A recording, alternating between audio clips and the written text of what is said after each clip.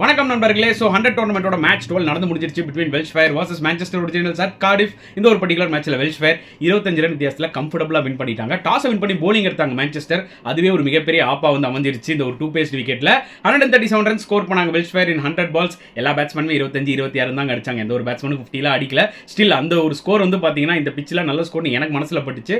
Manchester ஒரு polling எடுத்துக்கிட்டிங்கன்னா last மேட்ச்சில் ஜோஷ் டங் 3 விக்கெட் எடுத்தார். இந்த மேட்ச்லையும் சூப்பராக போட்டு 3 விக்கெட் எடுத்தார். அப்புறம் Scott Currie the young sensation அவரும் செமையாக போட்டு 3 விக்கெட் எடுத்தார். இந்த பையன் கூடிய சீக்கிரம் இங்கிலாந்து T20 டீமுக்கு விளையாடுவான், அதில் எந்த டவுட்டுமே கிடையாது.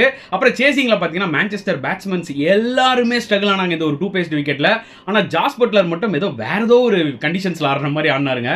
Outstanding not 54 but went in main தான் சொல்ல முடியும். ஏன்னா ஒரு பக்கம் வெல்ஷ்ஃபயரோட போலிங், எஸ்பெஷலி அவங்களோட opening bowlers David Payne and Meredith சூப்பராக போட்டாங்க நீங்கள் என்டையர் டோர்னமெண்ட். டேவிட் பெயின் ஒரு 3 விக்கெட், மெர்டித் ஒரு 4 விக்கெட், அப்புறம் கிறிஸ் கிரீனும் வந்து பார்த்தீங்கன்னா சூப்பராக போட்டு 3 விக்கெட் எடுத்தாங்க. வெல்ஷ்ஃபயருக்கு இது ஒரு தரமான வெற்றின்னு சொல்லலாம் மக்களே.